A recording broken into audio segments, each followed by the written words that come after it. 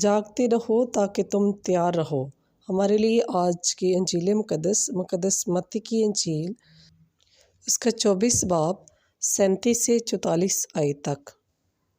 کلام مقدس میں کچھ یوں لکھا ہے: جس طرح نوح کے ایام میں ہوا اسی طرح ابن انسان کی آمد ہوگی، کیونکہ جس طرح طوفان سے پہلے کے ایام میں لوگ کھاتے پیتے اور بیاہ کرتے اور بیاہے جاتے تھے، اس دن تک کہ نوح کشتی میں داخل ہوا اور بے فکر رہے جب تک کہ طوفان آ کر سب کو بہا نہ لے گیا، اسی طرح ابن انسان کی آمد بھی ہوگی۔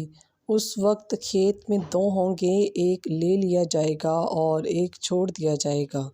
دو چکیاں پستی ہوں گی، ایک لے لی جائے گی اور ایک چھوڑ دی جائے گی۔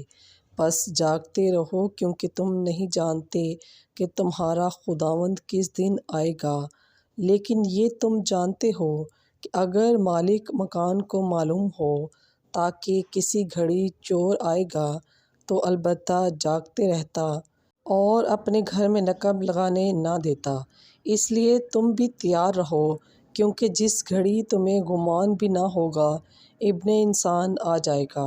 بس پاک کلام کے پڑھے اور سنے جانے پر خداوند کی خاص برکت ہو۔ خداوند کا شکر ہو۔